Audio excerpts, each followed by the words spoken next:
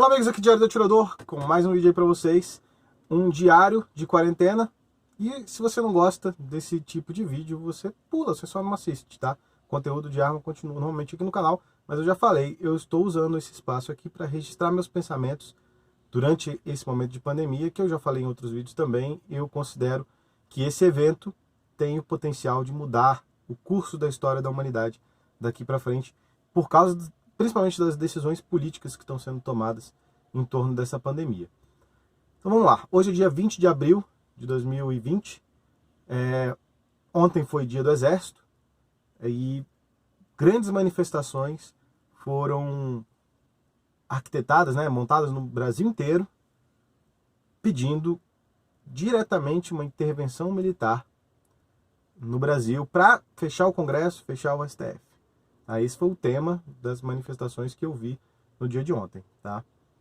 Manifestações grandes, talvez as maiores manifestações intervencionistas que a gente já viu até agora, desde 2015. Sempre tiveram intervencionistas nas manifestações desde lá de trás. Tá? E o tema do meu vídeo de hoje vai ser o que eu estou vendo, como é que eu estou vendo a questão específica das manifestações hoje. Tá? Primeira coisa, eu fiz um vídeo lá atrás, muitos anos atrás, lá em 2015, quando a gente começou a ver esses intervencionistas em manifestações.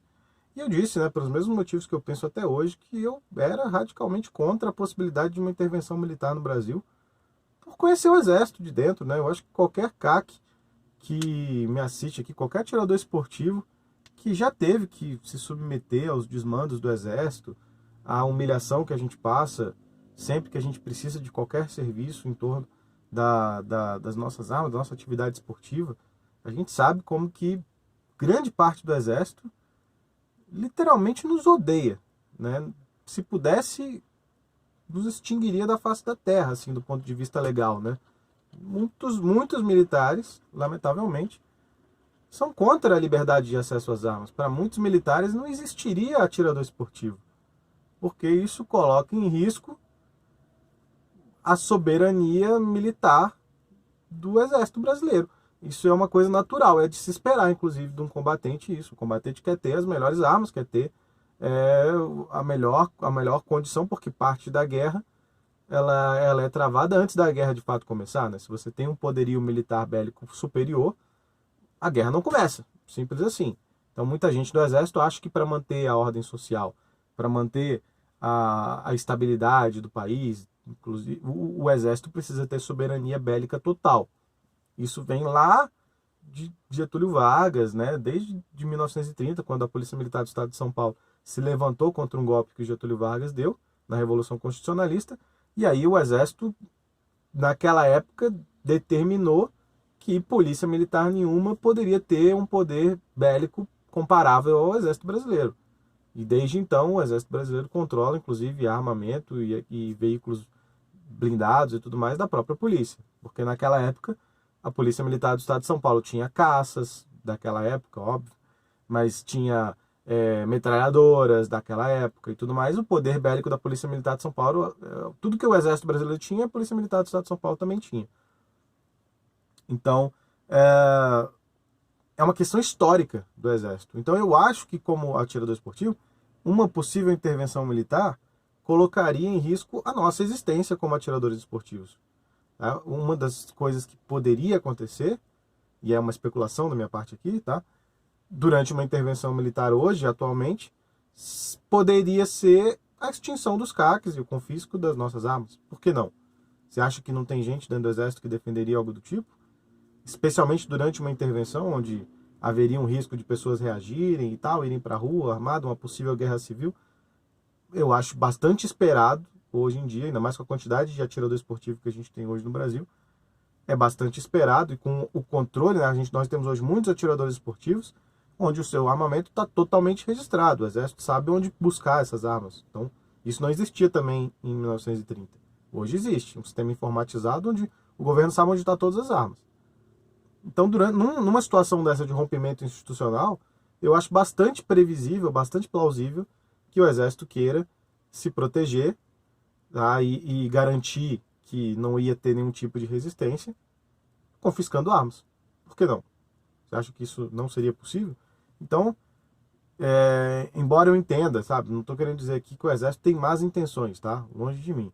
Eu acredito até que pode ser que alguns comandantes dentro do Exército tenham seus próprios projetos de poder. Isso é muito diferente de dizer que o Exército é um risco per se, tá? Não penso assim. Para mim, o Exército é um órgão importante e tem um papel constitucional fundamental que deve ser exercido constitucionalmente, inclusive para defender o presidente de um possível golpe. Tá? Porque o que a gente está vendo aqui, esse resultado das manifestações, essas pessoas indo para a rua nesse momento, tá? Muita gente está chamando o pessoal que está indo para a rua de lunático, de petista ao contrário, de fanático.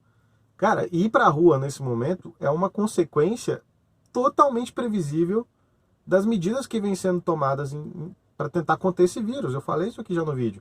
Se você lida com um problema com autoritarismo, prendendo gente na rua porque ela tá andando, passeando na praça, obrigando as pessoas a fechar o comércio, proibindo essas pessoas de trabalhar, essas pessoas vão responder, cara.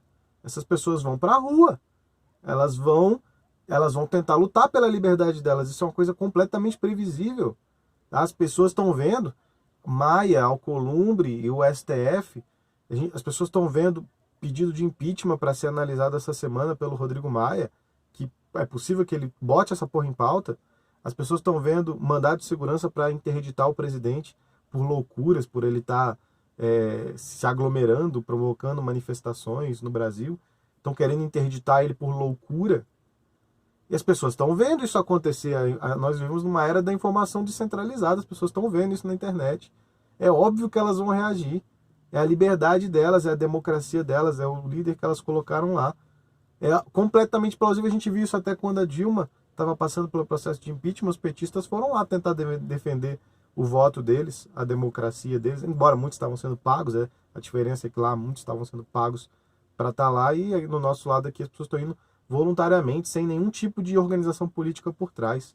Isso é completamente previsível. Eu falei sobre isso aqui. Se você dá como uma resposta para esse problema o autoritarismo, você não vai conseguir evitar aglomerações. Você pode ter certeza disso. As pessoas vão se revoltar e vão se aglomerar em manifestações. Agora, é óbvio que elas estão pedindo uma coisa meio desesperada. A intervenção militar agora é um desespero. Assim, as pessoas estão com muito medo do que está acontecendo.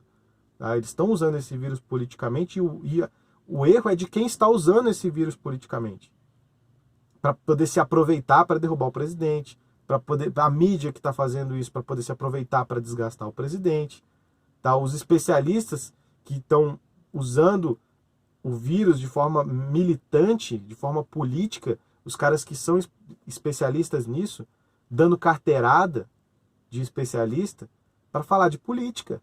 É o que a gente está vendo aqui. A consequência disso, cara, é as pessoas na rua.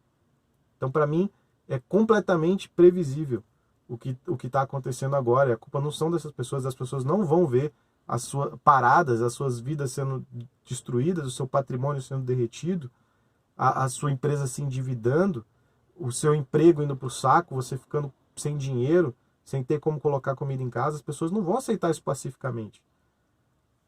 Eu já falei isso numa outra analogia que eu fiz com alguns amigos. Se você contrata um engenheiro para construir uma ponte e esse cara vem com um projeto para você e fala: a gente vai construir essa ponte com sabonete.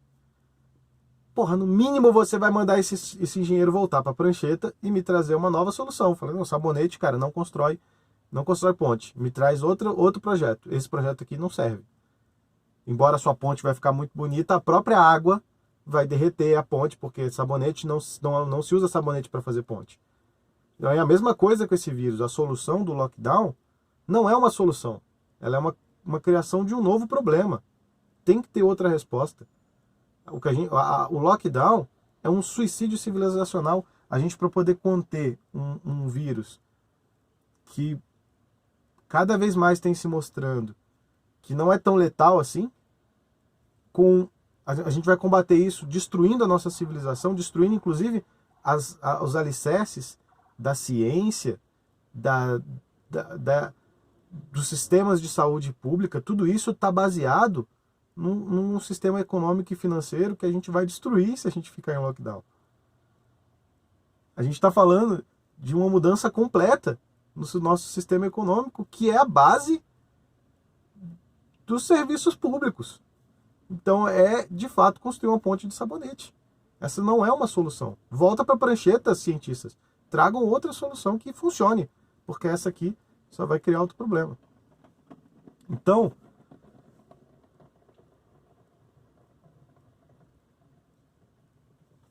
eu acho que isso que é o que eu tinha para dizer para hoje. Depois, um próximo vídeo, a gente já tem 10 minutos de vídeo. No próximo vídeo a gente fala um pouco mais sobre esse assunto. Tá? Mas eu acho que ninguém está falando sobre isso. A polarização está tão grande, né? O pessoal está falando que se você é a favor do lockdown, você é de esquerda. Se você está contra o lockdown, você é de direita. Reduziram o debate a isso. Então esse é o registro de hoje. Dia 20 de abril, o Brasil está completamente louco. O que foi Thiago Almeida, e até a próxima.